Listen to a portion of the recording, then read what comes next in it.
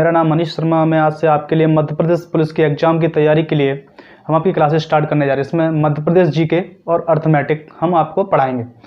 हमारा चैनल का नाम प्री स्कॉलर्स है।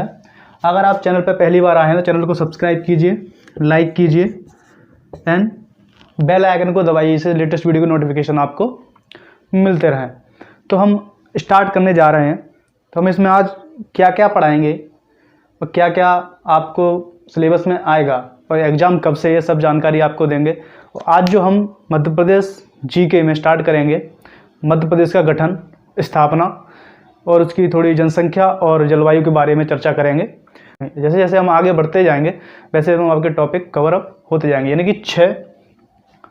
तो हम मध्य प्रदेश पुलिस के एग्ज़ाम के पॉइंट ऑफ व्यू से, किससे, मध्य प्रदेश पुलिस के एग्ज़ाम के पॉइंट ऑफ व्यू से क्या करेंगे, एमपी जीके और मैथ्स इन दोनों की क्लासेस स्टार्ट करने जा रहे हैं। एमपी जीके में हम क्या क्या कवर अप करेंगे, मैथ्स में हम क्या क्या कवर अप करेंगे, वो सब चीज़ें हम आपको वीडियो वाइज आपके सामने आता रहेगा। आज का जो टॉपिक है वो है एमपी जीके। और एमपी जीके के अंदर क्या क्या पढ़ेंगे वो देखो। आज हम पढ़ेंगे इसमें मध्य प्रदेश का गठन, मध्य प्रदेश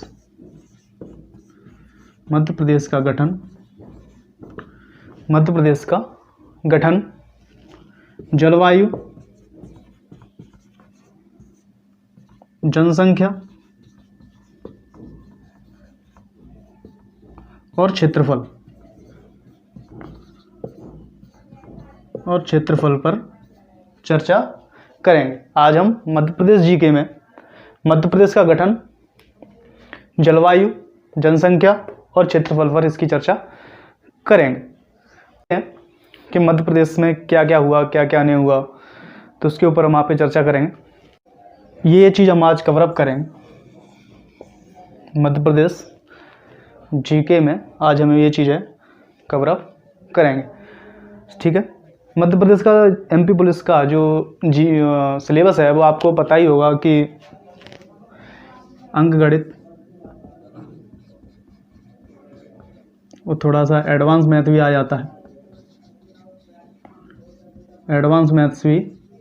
जाता है, GK, MP GK, current affair, ठीक है, रीजनिंग,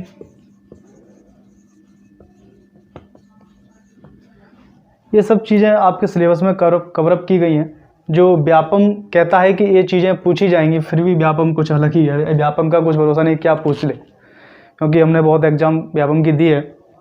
तो इसमें ये चीज़ें हैं जो आपके एग्ज़ाम के पॉइंट ऑफ व्यू से हैं। पर लेकिन हम जो चीज़ पढ़ाएंगे आपको उस चीज़ में केवल मध्य प्रदेश जीके और बेसिक मैथ और अर्थमेटिक जहाँ तक होगा कि उसी में से आपके एग्ज़ाम में क्वेश्चन पूछे जाएं, तो हम उसी के ऊपर आगे जैसे बढ़ते जाएंगे, क्लासेस लेते जाएंगे।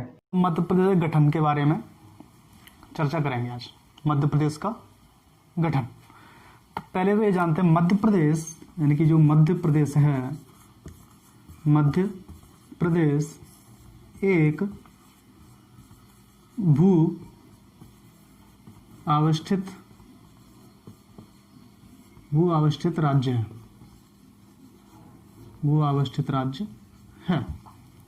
मध्य प्रदेश एक भू आवस्थित राज्य है। अब इस वर्ड को समझेंगे हम कि भू आवस्थित राज्य ही क्यों है, ठीक है। क्या ये भू आवस्थित राज्य क्यों है, किसे कहते हैं, जिसके चारों ओर, यानी मध्य प्रदेश है जिसके चारों ओर कोई भी समुद्री सीमा ना लगी हो, क्या ना लगी हो, कोई भी समुद्री सीमा ना लगी हो, उसे क्या कहते हैं, भू आवस्थित राज्य कहते हैं। तो इसके चारों ओर कोई भी समुद्री सीमा नहीं है,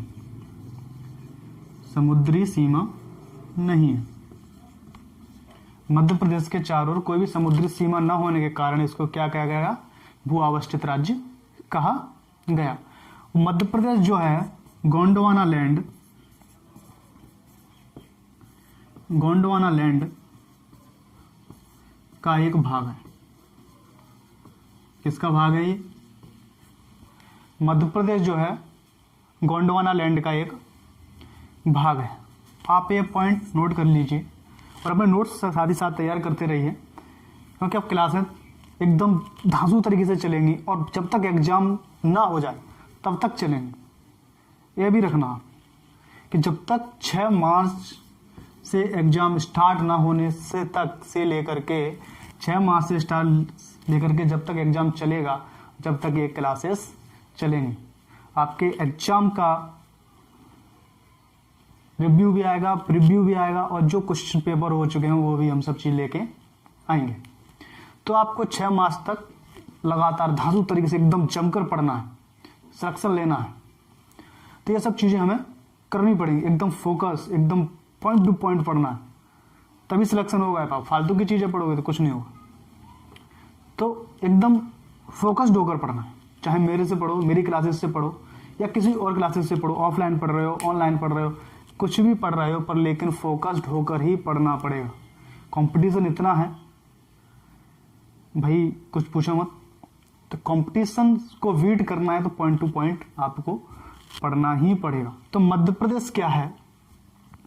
एक भूअवस्थित राज्य है जिसके चारों ओर कोई भी समुद्री सीमा नहीं होती, उसे भूअवस्थित राज्य कहते हैं। इसके चारों ओर कोई भी समुद्री सीमा नहीं है। यह गोंडवाना लैंड का भाग है। क्या है? गोंडवाना लैंड का भाग है। जो मध्य प्रदेश जो है गोंडवाना लैंड का ही एक भूभाग है और यह है भारत का, मध्य प्रदेश जो है भारत के बीचों बीच बसा हुआ, बीचों बीच यानी कि बिल्कुल मध्य में। कहां पर? मध्य में। जैसे भारत का नक्शा है तो नक्शे के बिल्कुल बीचों बीच में ये बसा हुआ है। कहां पर स्थित है ये? बिल्कुल बीचों बीच में स्थित है, इसलिए इसको हृदय प्रदेश भी कहा जाता है। क्या कहा जाता है? हृदय प्रदेश। हृदय प्रदेश भी कहा जाता है। क्या कहा जाता है इसको? हृदय प्रदेश भी कहा जाता है। बहुत बार क्वेश्चन पूछा है कि भारत का हृदय प्रदेश किसे कहा जाता है, तो किसे कहा जाता है? मध्य प्रदेश को कहा जाता है, क्योंकि ये बिल्कुल ही मध्य में स्थित है। जैसे हमारे हार्ट जो होता है इंसान के अंदर, जो हार्ट है इधर बीचों बीच में स्थित है ना, इसलिए बोलते हैं ना हार्ट। इसी के इसको पैरेलल यानी कि समांतर कर लिया गया है। जैसे हमारा हार्ट बीचों बीच में स्थित होने के कारण हार्ट यहाँ पे है, बोलते हैं ना हार्ट, उसी तरीके से ये भारत का हार्ट है। क्या ये भारत का हार्ट है? हृदय है। तो भारत का हृदय और भारत के बीचों बीच स्थित होने के कारण इसको मध्य प्रदेश कहा जाता है और इसे उसी वजह से इसको हृदय प्रदेश भी कहा जाता है। अब इसको मध्य प्रदेश नाम किसने दिया? मध्य प्रदेश का मध्य प्रदेश नाम तो किसी ने दिया होगा। तो मध्य प्रदेश भारत के मध्य भारत में स्थित होने के कारण पंडित जवाहरलाल नेहरू ने, किसने? पंडित जवाहरलाल नेहरू, पंडित जवाहरलाल नेहरू जो हमारे देश के प्रथम प्रधानमंत्री थे, पंडित जवाहरलाल नेहरू ने इसे क्या दिया? मध्य प्रदेश नाम दिया। और अंग्रेज जो थे भाई, अंग्रेजों ने हमारे ऊपर शासन किया है तो अंग्रेज भी थे ना। तो अंग्रेज जो थे, अंग्रेजों ने से सेंट्रल प्रोविजंस, क्या कहते थे अंग्रेज से? अंग्रेजों ने इसे सेंट्रल, नोट कर लेना, सेंट्रल प्रोविजंस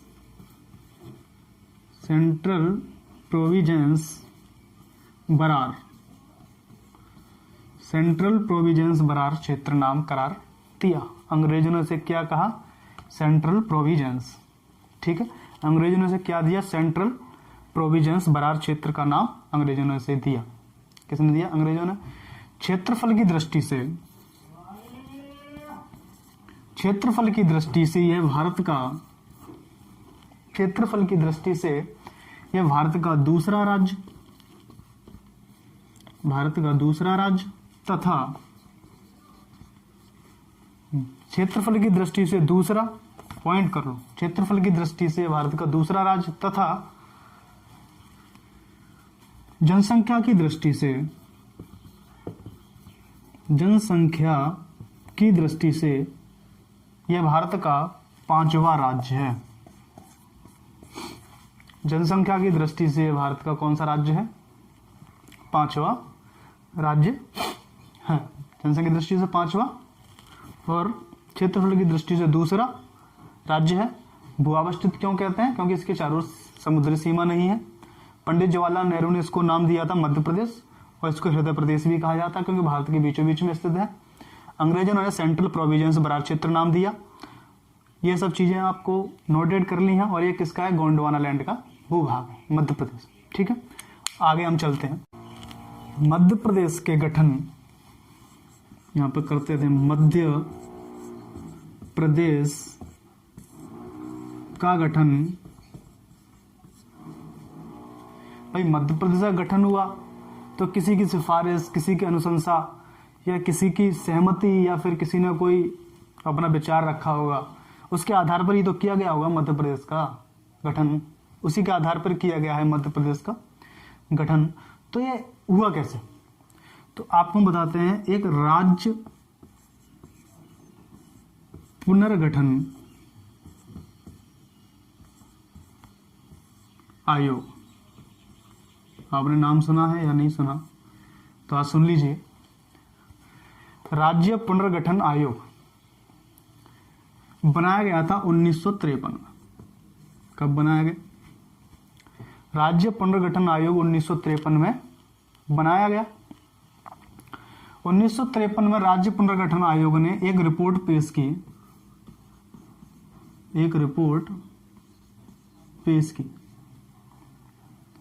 एक रिपोर्ट आयोग बनाया गया तो उसका काम भी तो करना पड़ेगा। ठीक है, आयोग बनाया 1953 में, इस आयोग का गठन हुआ। फिर उन्होंने 1953 में ही एक रिपोर्ट दी। पर रिपोर्ट दी किसने? राज्य गठन आयोग ने। पर राज्य पुनर्गठन आयोग के अंदर कोई लोग तो होंगे, तो उन लोगों के नाम क्या थे? अध्यक्ष कौन था? सदस्य कौन था? कितनी सदस्यीय कमेटी थी? ये सब चीजें होनी चाहिए ना। रिपोर्ट तो पेश कर दी। हमने आपको बताया कि 1953 में गठन हुआ, 1953 में रिपोर्ट पेश की, पर हमने इसका पॉइंट बताया 1953 में रिपोर्ट पेश की तो किससे जुड़ा? ये मध्य प्रदेश के गठन से। पर लेकिन हम इस आयोग के बारे में और जानकारी चाहिए, तो क्या चाहिए? इसका अध्यक्ष कौन था? अध्यक्ष राज्य पुनर्गठन आयोग का अध्यक्ष कौन था? तो अध्यक्ष थे मेजर फजल अली।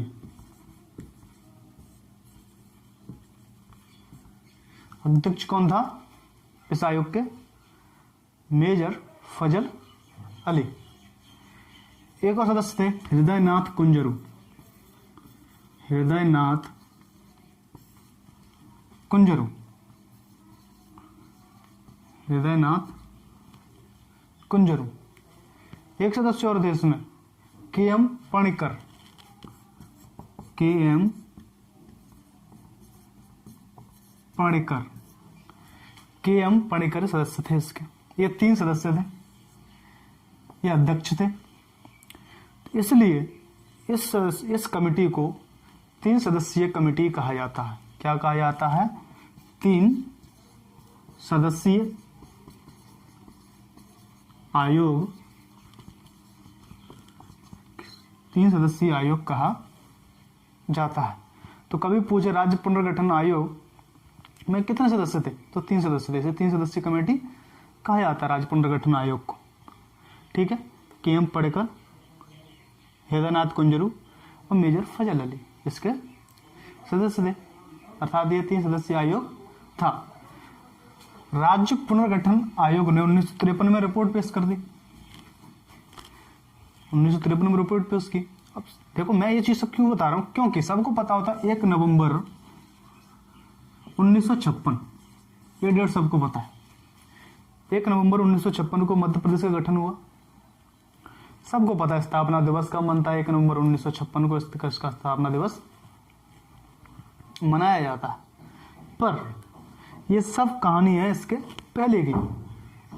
तो राज्य पुनर्गठन आयोग 1953 में स्थापित न हुई। आयोग के अध्यक्ष कौन थे? फजल अली, हृदयनाथ कुंजरू, के.एम. पणिकर। ये 3 सदस्यीय आयोग था। 1953 में एक रिपोर्ट पेश कर दी। इनकी सिफारिश पर 1953 में एक रिपोर्ट पेश की गई, उस रिपोर्ट को 1956 में लागू कर दिया गया। एक रिपोर्ट पेश की, उसके रिव्यू हुआ, उसको देखा, परखा, जांचा, उसके आधार पर 1956 में इनकी रिपोर्ट बनाई। वो रिपोर्ट यहाँ पर 1956 में लागू कर दी भारत देश के अंदर। और लागू कर दी तो इसके लागू होने से 1956 में राज्य पुनर्गठन आयोग की अनुशंसा पर भारत में 14 राज्य, पॉइंट कर लो, भारत में 14 राज्य, 6 केंद्र शासित प्रदेश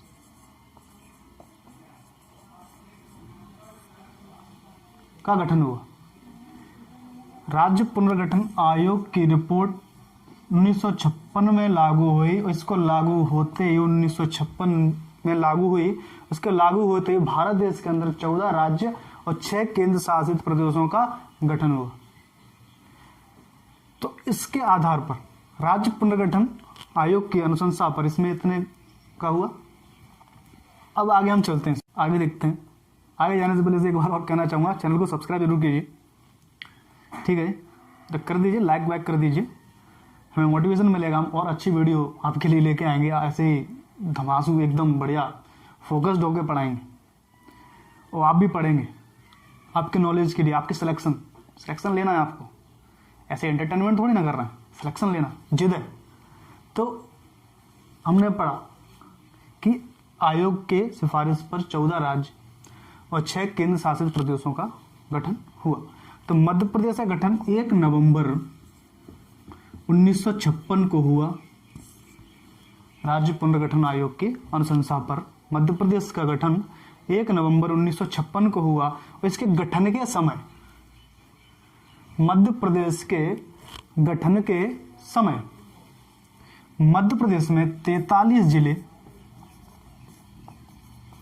कितने, 43 जिले थे। कितने थे भाई? होने के बाद, गठन होने के बाद मध्य प्रदेश में कुल कितने जिले थे? 43 जिले थे। अब आगे आगे चलते चलते 1956 के बाद 1972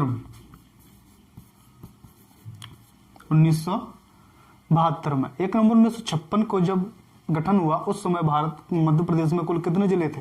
अब अपन मध्य प्रदेश के अंदर घुस चुके हैं। अभी तो भारत के बारे में थोड़ी बहुत चर्चा हो रही थी कि हम आयोग के बारे में पढ़ रहे थे, पर लेकिन अब बिल्कुल मध्य प्रदेश में घुस जाएंगे।